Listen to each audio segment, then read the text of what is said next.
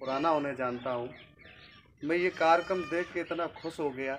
मैं तो बहुत छोटा कार्यकर्ता हूँ। जो आज भारत का प्रधानमंत्री बना बैठा है नरेंद्र मोदी, वो भी मंच से कहता है कि आज अगर मैं प्रधानमंत्री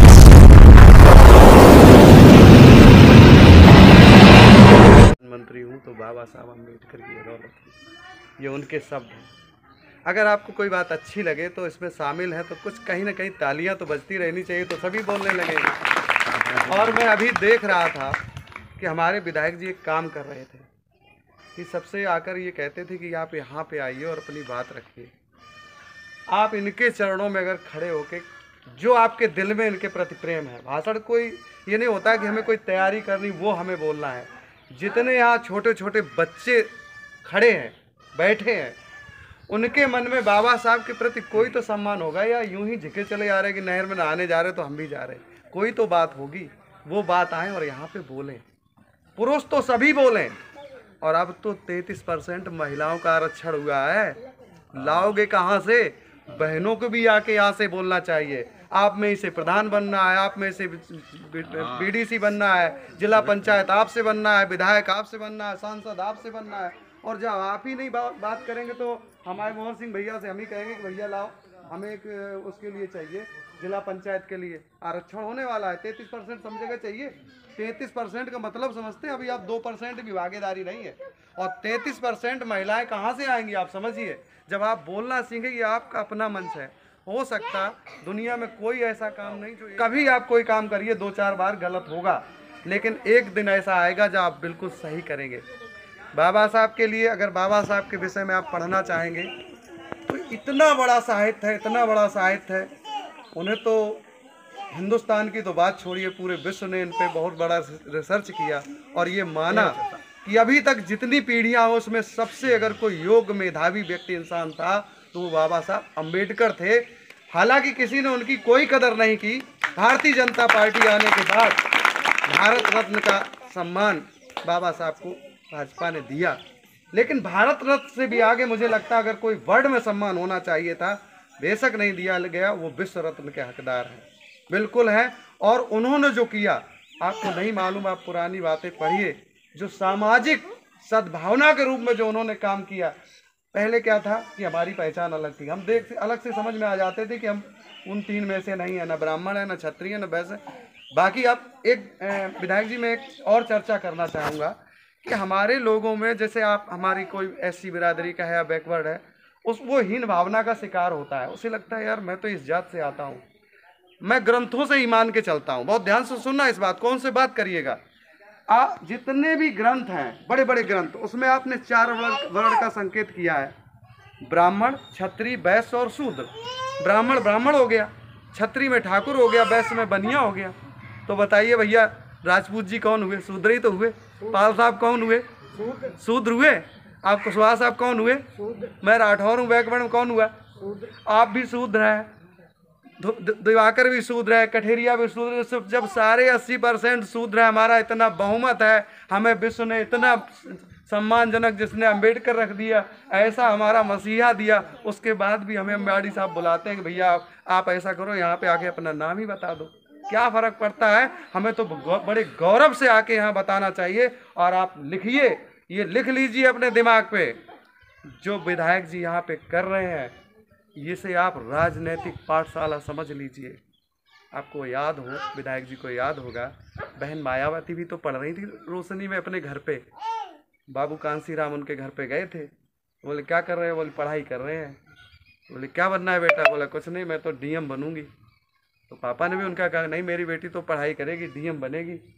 तो कांसीराम जी ने सिर्फ इतना ही कहा कि ठीक है, आपने सिर्फ इतना सोच पाया कि डीएम बनोगी, और मैं अगर ऐसा बना दूं कि सारे डीएम आपके साथ लाइन में लगे रहें दरवाजे पे, तो कैसा रहे? बोला ऐसा भी कोई तरीका हो सकता है क्या? बोले हाँ हो सकता है बेटा, राजनीति का वो रास्ता है जहाँ पे सारे डीएम तुम्हारे दरवाजे लाइन पे लगे रहेंगे। और वो उन्होंने करके दिखाया कि नहीं दिखाया? वही काम यहाँ पे हमारे बाबूजी कर रहे हैं। इसलिए एक बार इनके नाम की जबरदस्त तालियां होना चाहिए। और जब ये आपको बुला रहे थे, हो सकता है आपको ऐसा लगता हो यार मैं बोलना नहीं चाहता, मुझे वहाँ आना नहीं चाहिए, बिकॉज ज़बरदस्ती कर रहे हैं। आप विश्वास रखिए, आप 1-2 बार आएंगे। पहले वहाँ 4 लोगों में बैठिए, कुछ नहीं, सामने आइए, खड़े होने की कोशिश कीजिए, थोड़े पैरों में कंपन होगा। कभी भी आप ये सोच के मत आइए कि हमें भाषण देना है। मैं बिल्कुल सच बात बोलता हूँ, मैं इसलिए मुझे मैं आपके सम्मान से मुझे अच्छे वक्ता के रूप में जाना जाता है और औरैया की ओर से, पार्टी की ओर से रखने को बोला जाता है। आज मैं बिल्कुल भाषणबाजी नहीं करूँगा। इतने लोगों को देख के बस ये लगा कि इनमें से अगर 2 बेटियां भी इस लायक तैयार हो गई जिन्होंने औरैया जनपद का नाम रोशन कर दिया, तो आज हमारे दद्दा का नाम और ये जो प्रयास है वो सफल हो जाएगा और कालांतर में इनका भी इतिहास में नाम लिखा जाएगा।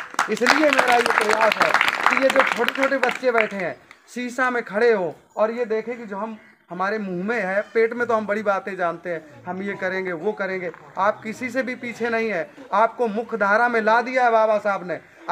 आप हजारों की भीड़ में कोई अलग नहीं होते हैं, आप कभी कभी उनसे भी श्रेष्ठ होते हैं जो अपने आप को श्रेष्ठ समझते हैं। फिर आप में किस बात की कमी है? आप आइए, ऊंचे से ऊंचे मंच पे जाइए। और उन्होंने कहा ही था, बाबा साहब की एक बात है ना, शिक्षा तो वो सिंघने का दूध है जो पीता है वो दहाड़ता है। जब आप शिक्षा ले रहे हैं, वो दूध भी पी रहे हैं, फिर कौन सी बात है जिसके कारण आप नहीं दहाड़ पा रहे हैं? इसका मतलब आप दूध कम पी रहे हैं, पढ़ाई कम कर रहे हैं। आप इतना ज्ञान लीजिए कि आप किसी कोने में खड़े होइए तो दहाड़ना कभी बंद मत करिए मेरे भाइयों बहनों।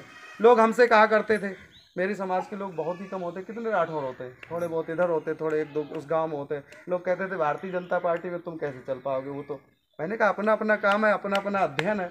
मैं कहता हूँ भैया परशुराम जी मुझे जानते हैं, 22 साल से भारतीय जनता पार्टी की औकात ये नहीं हुई कि मुझे संगठन से अलग कर ले। कभी मैं जिला मंत्री होता हूँ, कभी महामंत्री होता हूँ, कभी उपाध्यक्ष होता हूँ। मैं अभी संगठन बना, बोले, हमने कहा हिम्मत है तो मैं निकाल दे भाई, निकाल दे। मुझे तो पता है, मुझे पता है भैया, हम काम करते हैं, मुझे आता है, मैंने सब कुछ सीखा है।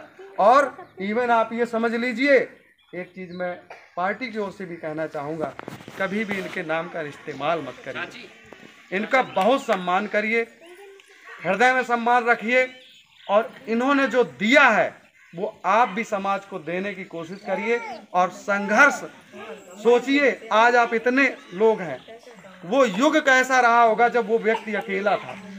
उस समय की आप अगर कल्पना करेंगे तो आपके रोंगटे खड़े हो जाएंगे। सामंतशाही थी भैया, खाल उतार ली जाती थी जरा सा विरोध करने पर, बहुत बड़ी स्थितियां खराब थी, ऊंच नीच का इतना बड़ा बोलबाला था कि आप ऐसे बैठ नहीं सकते थे, बारातें निकलती थी।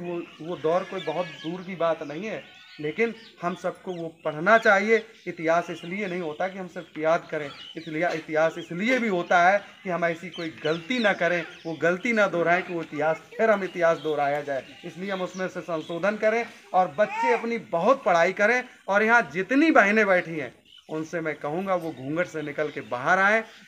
ये देश अब बहुत जल्दी बदल रहा है। नया भवन बनने के बाद जो दद्दा कर रहे हैं उसमें आपकी बहुत बड़ी भागीदारी होने वाली है। बहनें ढूंढी जाएंगी कि लाओ इन्हें विधायक बनाओ, मंत्री बनाओ, सांसद बनाओ। जब आप में से कोई वक्ता ही नहीं आएगा, बोलने वाला नहीं आएगा, तो आपके संज्ञान में नहीं आएगा। अगर आज यहाँ से कोई बेटी बोलेगी 2 मिनट के लिए तो हमारे दद्दा को भी याद रहेगा कि फला बिटिया नाम यहाँ पे आई थी, उसने भाषण दिया था, इसका नाम थोड़ा औरैया में आगे बढ़ाओ, प्रदेश में बढ़ाओ तो आगे बढ़ेगी। ऐसे ही नाम जाता है। मैं आपसे एक ही बात कहना चाहता हूँ, हृदय से यहाँ से जो भी वक्ता बोले उसको सुनिए। एक एक बात से एक एक लोग बोलेंगे, 5 बातें आपको याद हो जाएंगी।